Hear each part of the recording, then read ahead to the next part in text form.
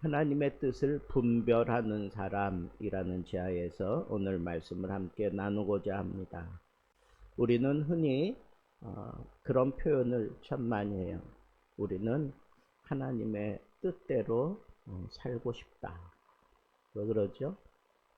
우리는 항상 어릴 적부터 그런 교육을 받으면서 자랐어요. 인생의 제일 된 목적이 하나님을 영화롭게 하고 영원토록 그를 즐거워하는 거다. 그러면 하나님은 어떠할 때 그 영화로움을 누리시는가? 그것은 하나님과 나와의 관계 속에서 내 뜻을 내려놓고 하나님의 뜻을 따라 사는, 그리고 하나님의 뜻과 내가 하나가 되어서 하나님의 뜻을 이루어가는 삶을 살아갈 때에 하나님은 그 광경을 정말 영화롭게 여기시고 영화롭게 우리 삶 속에 이루어지게 만들어 주시는 분이라고 하는 생각을 우리는 쉽게 할 수가 있습니다. 그런데 막상 하나님의 뜻이 우리에게 증거되어질 때 우리의 상식과 이 편견을 깨고 아주 강력하게 파고 들어올 때가 있는데, 그럴 때는 종종 혼란스럽기도 합니다. 사도행전 10장의 사건은 단순한 이방인 전도의 시작을 구분해 주기 위해서 기록된 게 아니라 그보다 더 깊이 하나님의 뜻이 인간의 틀을 어떻게 넘어서서 일하시는가 하는 것을 보여주는 그런 상징적인 사건입니다. 오늘 본문에서 베드로는 하나님의 뜻을 환상을 통해서 듣게 됩니다. 그리고 현실 속 사건을 통해서 그 하나님의 뜻을 확인하게 되고 결국 순종하는 길로 나아가고 있습니다. 오늘 이 말씀을 우리가 잘 터득하면 나도 내 삶 속에서 하나님의 뜻은 이렇게 내 삶에서 이루어지는 거구나. 그 뜻에 내가 어떻게 호응하며 살아가야 할 것인가 하는 것을 아주 깊이 확실하게 깨닫게 될 것입니다. 먼저 하나님의 뜻은 우리의 틀을 깨는 환상으로 다가오기도 합니다. 베드로는 기도하러 옥상으로 올라갔습니다. 그때가 제6시 그런 거 보니까 유대의 시간은 우리보다 6시간을 더 플러스하면 되니까 6시는 12시잖아요. 그러니까 시장하다고. 근데 그 시장한 틈 음식을 준비하는 동안 옥상에 들어가서 기도를 하게 됩니다. 기도는 자기 생각을 내려놓고 하나님의 그 음성에 귀를 기울이는 시간인데, 우리나라 사람들이 제일 잘못하는 게 뭐예요? 하나님 앞에 내 생각과 내 소원 아뢰기는 정말 잘하는데, 이걸 아뢰고 난 다음에 듣는 시간을 좀 가져야 돼. 듣는 시간. 하나님이 나에게 내 이 기도를 들으시고 어떻게 응답하시는지 좀 듣는 시간을 가져야 되는데, 듣는 시간을 우리는 잘 못해요. 그래서 여러분, 오늘부터 좀 듣는 시간을 좀 가져보세요. 열심히 기도하지. 그리고는 뭐 예수님의 이름으로 기도합니다, 딱 그러고 갈 게 아니라 정말 내 기도, 내 소원을 다 아뢰었다라고 생각되어지면 잠시 한 5분이라도 침묵하면서 하나님의 음성을 좀 들어보려고 생각을 좀 하시고, 하나님의 음성이 내 귀에 들리는지 내 마음에 들리는지, 내가 이렇게 하나님 앞에 아뢰었는데 하나님은 내 이 아뢰에 대해서 어떻게 내 마음을 주관해 가시는지, 또 어떤 일들이 일어날 것인지 하나님이 우리의 생각을 주관하시며 우리의 마음을 주관하셔서 그것을 터득시켜 주시는 그런 아주 구체적이신 하나님인데 이 듣는 시간을 잘 못하는 것 같아요. 하나님의 음성에 귀를 기울이는 그 기도, 그때 하나님께서 그에게 갑자기 환상을 보여주시는 거예요. 하늘에서 내려온 보자기에는 유대인들이 거부하는 그런 각종 그 부정한 그 뭐라 그래요 이거 곤충들 뭐 이런 것들이 잔뜩 있는 거예요. 근데 하나님의 음성이 너무 선명하게 들려오는 거예요. 그걸 잡아 먹으라. 베드로가 기겁을 하면서 뭐라 그래요?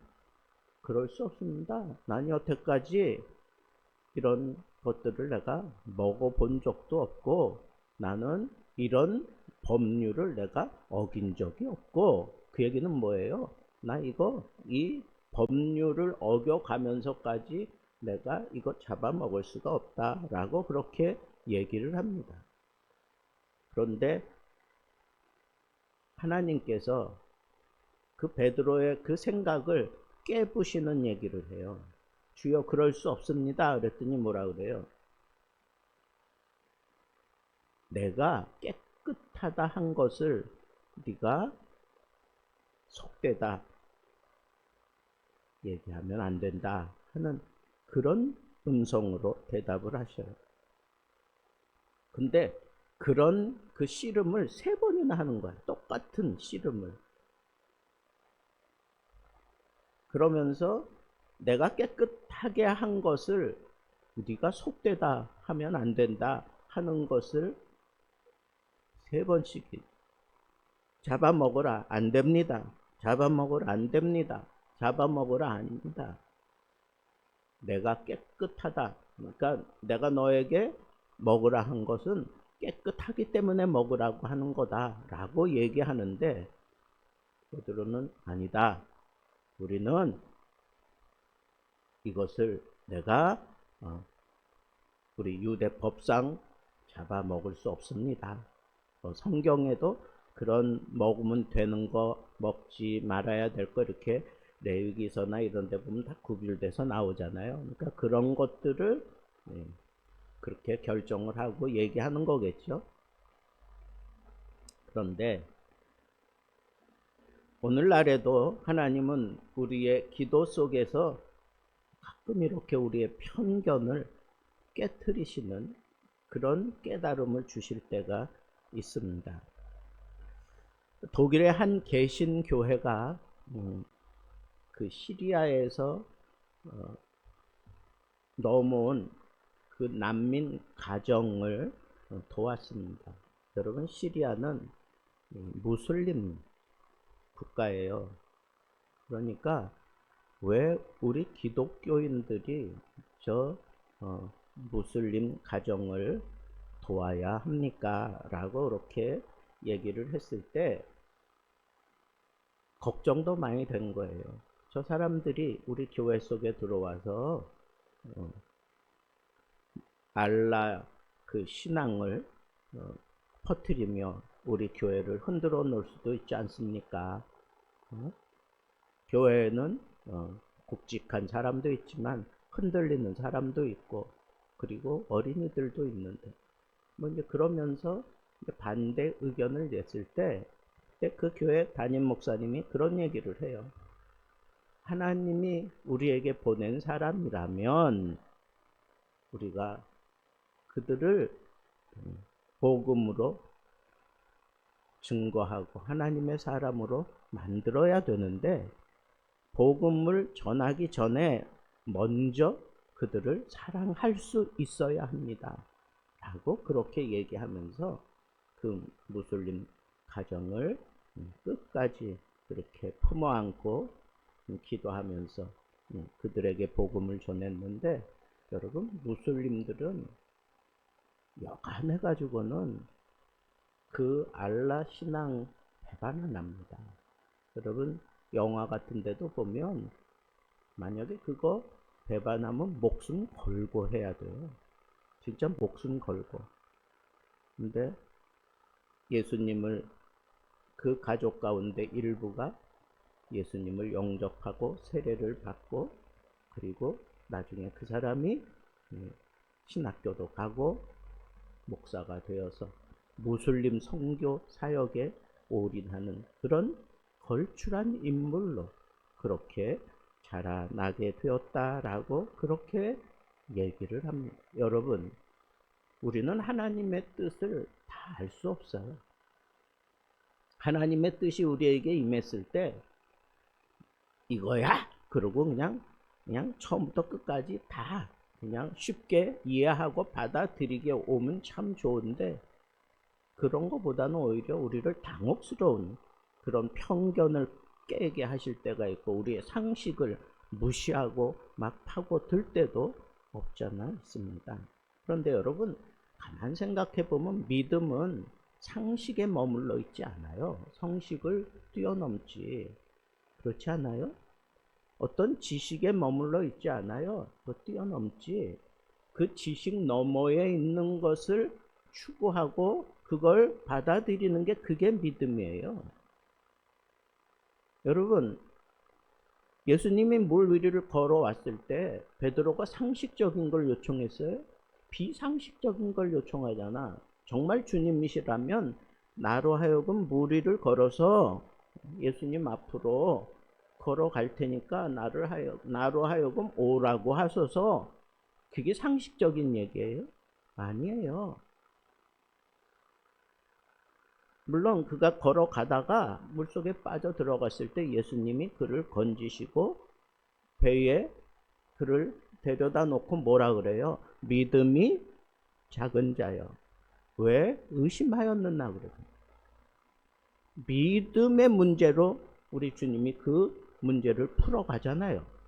여러분 믿음이라고 하는 건 우리의 상식을 뛰어넘는 거예요. 우리의 이 지혜를 뛰어넘는 거예요. 이성도 뛰어넘고 우리의 정적인 것도 뛰어넘고 우리의 의지도 다 뛰어넘어서 역사하는 것, 그것이 믿음이에요. 그러면 하나님의 뜻이 우리에게 임할 때 상식선에서 오는 게 아니라 이렇게 충격적이고 아주 편견을 깨는 우리의 아집을 다 부셔버리는 그러한 분명한 사건을 우리에게 일으키면 그런 환상을 보여주면서 우리에게 임할 수도 있다는 겁니다.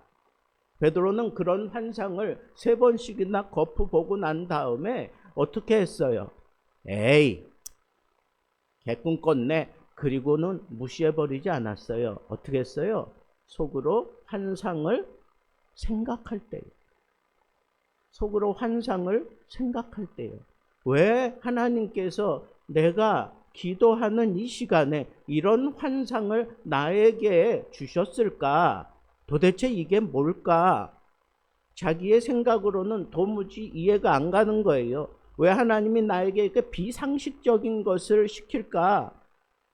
그런데 베드로가 잘한 건 뭐예요? 생각할 때에 그랬잖아요. 생각할 때에.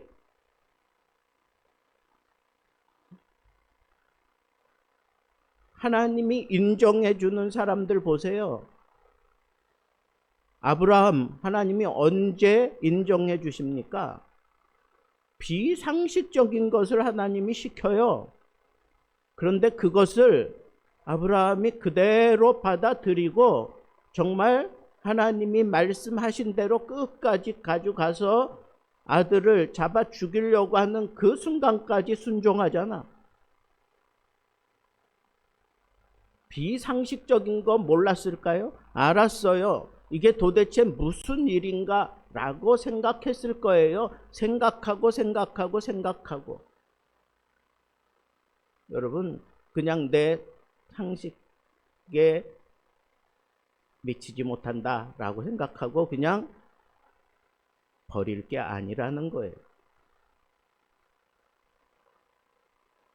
하나님의 뜻은 이렇게 말씀만으로 끝나지 않습니다. 기도한 그 내용이 현실 속에서 딱 맞닥뜨려질 때, 그때 우리는 하나님의 뜻이 이것이구나 라고 확신할 수 있게 됩니다. 여러분, 이게 얼마나 중요한지 몰라요. 하나님이 나에게 말씀하셨어. 근데 그것이 내 삶 속에서 그대로 접목이 되고 그대로 그것이 맞닥뜨려지게 되고 그것이 내 삶 속에서 펼쳐지게 될 때, 하나님의 뜻은 이거였구나. 이것 때문에 오늘 나에게 그런 말씀을 하셨고 그런 말씀 생각나게 하셨고 그런 말씀으로 나를 이렇게 다스렸었던 것이구나 라고 그렇게 확신하게 된다는 거예요. 두 사람이 너를 찾으니 내려가 의심하지 말고 그들과 함께 가라. 바깥에서 지금 베드로를 지금 찾고 있는 거예요. 성령께서 말씀하셔요. 두 사람이 너를 찾으면 의심하지 말고 가라. 그 사람들이 뭐예요? 고넬료라고 하는 사람이 보냈는데 그는 의로운 사람이다. 그리고 유대인에게 칭찬받는 사람이다. 근데 중요한 건 뭐예요? 함부로 받아들일 수 없는 이방인인 겁니다. 이방인. 유대인들은 이방인들이 집에 들어오는 걸 원치 않아요. 더군다나 오늘 말씀 뒤에 보면 거기 기거했다 그랬어. 거기서 함께 자고 갔다는 거야. 그 공간에서. 그거는 법을 깨는 거예요. 그건 있을 수 없는 일이에요. 그런데 그걸 그대로 다 수용하잖아요. 그 현실에서 하나님의 그 환상이 그대로 이루어지는 것을 지금 베드로가 수용했단 말이야. 하나님의 뜻을 수용했다고. 여러분, 말씀하면 그 말씀에 따르는 현실적인 그런 사건이 내 앞에 기다리고 있어요. 한국의 한 교회에서 청년 리더들을 세우는 과정에 작은 그런 다툼이 있었어요. 한 청년을 리더로 세우자고 그렇게 얘기하는데 뜻밖의 반대하는 사람들이 생기는 거예요. 두 가지 이유였어요. 첫째는 그 사람은 교회 나온 지 이렇게 오래지 않다 하는 것. 또 하나는 저 사람은 지방대 출신이다. 우리 교회는 저보다 훌륭한 사람들이 훨씬 많은데 저런 사람을 세워서 공동체가 상당히 혼란스러워질 수도 있으니까 좀 자제하자 하는 그런 생각을 그렇게 얘기했습니다. 그때 그 청년부 지도 목사님이 그렇게 얘기했어요. 하나님이 원하시는 건 겉모습이 아니라 중심입니다. 하나님의 뜻은 때로 우리가 가진 약점을 하나님은 사용하십니다. 그렇게 설득을 시켜서 그 청년을 리더로 세우고 그 청년이 얼마나 열심히 사역을 했던지 그 청년으로 인해서 청년부가 갑자기 막 2배, 3배 불어나는 그런 부흥의 물꼬가 터졌습니다. 결국 그 청년은 뜻한 바가 있어서 하나님 앞에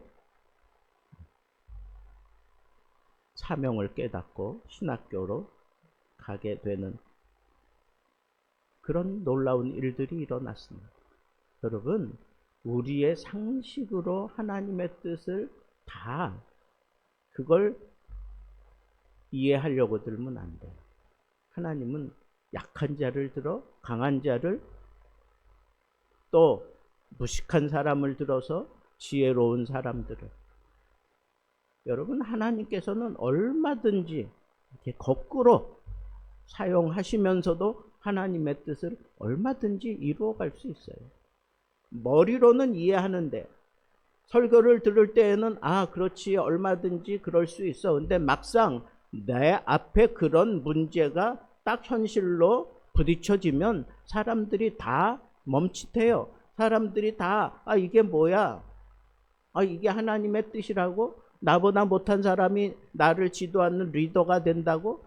쟤는 내가 데리고 오는데 제가 나를 리더하는 자리에 쓴다고? 뭐 그런 생각을 앞세우면서 갑자기 교회 생활이 재미없어지고 교회 생활하는데 상당히 껄끄러움을 느끼고 막 이런단 말이에요. 여러분, 하나님의 뜻은 말씀으로 끝나는 게 아니에요. 그 말씀이 있으면 반드시 내 현실에 그 사건으로 이루어지게 돼 있어요. 말씀이 내 삶 속에서 반드시 이루어지는 것, 그것이 하나님의 뜻입니다. 그래서 우리는 이렇게 하나님이 경계를 허물고 또 어떤 문화적인 그런 충격을 흡수하게 만들고 그런 요구를 해오실 때 우리는 어떻게 해야 되겠느냐 이거예요. 베드로처럼 생각을 하고 그리고 그것이 현실로 딱 다가왔을 때 하나님의 말씀의 뜻대로 순종하라는 거예요. 하나님이 왜 나에게 이런 환상을 주셨나? 왜 이렇게 말씀하셨나? 그 말씀을 최우선으로 삼고 행동하라는 거예요. 내 자존심 내세우지 말라고 상식을 거기에 가미해 가지고 하나님을 상식 밑으로 그렇게 내려놓는 어리석은 짓도 하지 말아야 되는 거예요.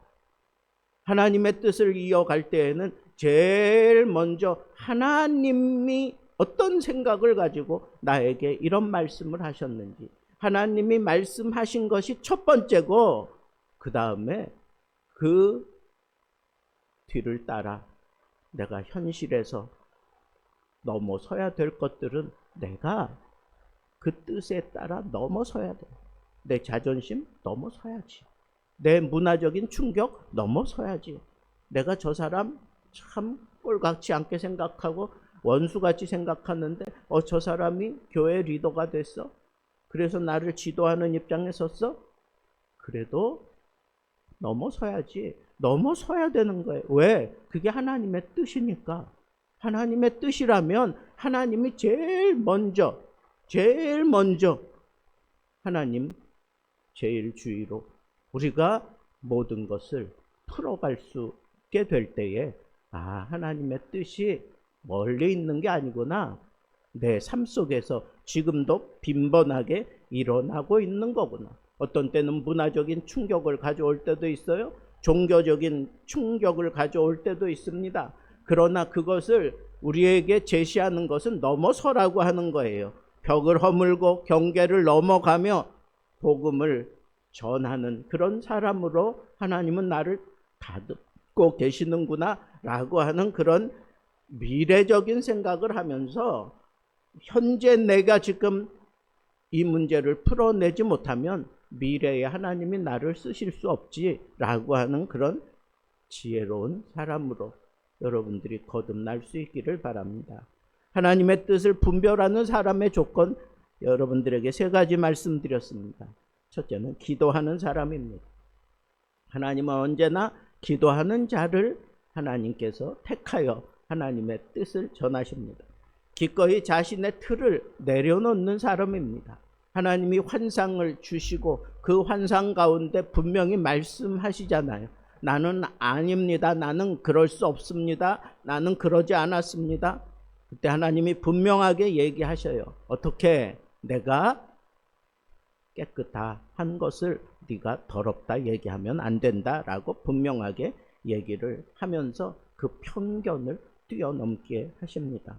셋째로 말씀과 이 현실을 통해서 하나님의 뜻을 발견하고 순종하는 사람. 하나님의 뜻을 첫째로 놓고 순종하는 사람, 이 사람을 우리는 하나님의 뜻을 분별하는 사람이라고 얘기할 수 있습니다. 사랑하는 성도 여러분, 오늘도 하나님은 우리의 기도 속에서 말씀하시고 현실 사건 속에서 그 뜻을 확인시켜 주십니다. 베드로처럼 하나님 뜻 앞에 자기의 틀을 내려놓고 경계를 넘어서 복음의 길을 걸어가는 참된 순종의 사람, 뜻을 분별하며 하나님의 영광을 드러내는 하나님의 사람으로 살게 되기를 우리 주님의 이름으로 축복합니다.